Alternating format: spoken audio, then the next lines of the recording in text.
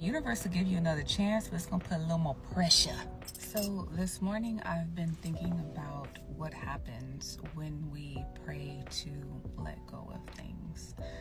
When we pray to release or relieve ourselves of toxic behaviors, toxic cycles, toxic relationships, and we pray to let go of things so that we can step into our greater good, right?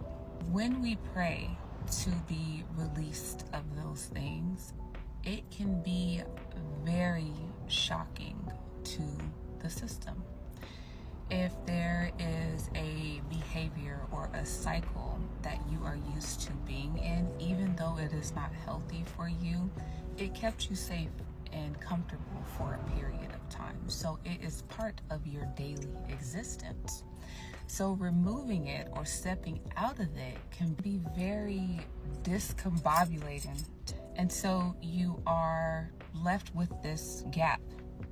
And that gap is very sensitive, and it is the place where you then have to do the work to decide to choose something different, something better, something more aligned for you. And this is where a lot of us falter. This is where a lot of us fuck up.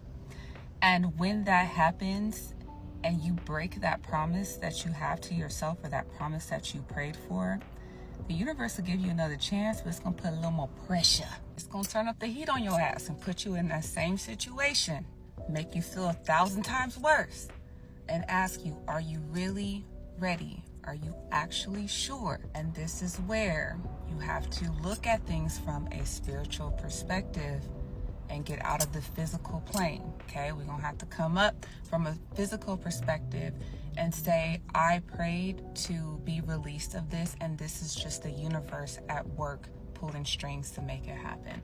These are my spirit guides putting me in this environment because they want to see me do better. They are championing me.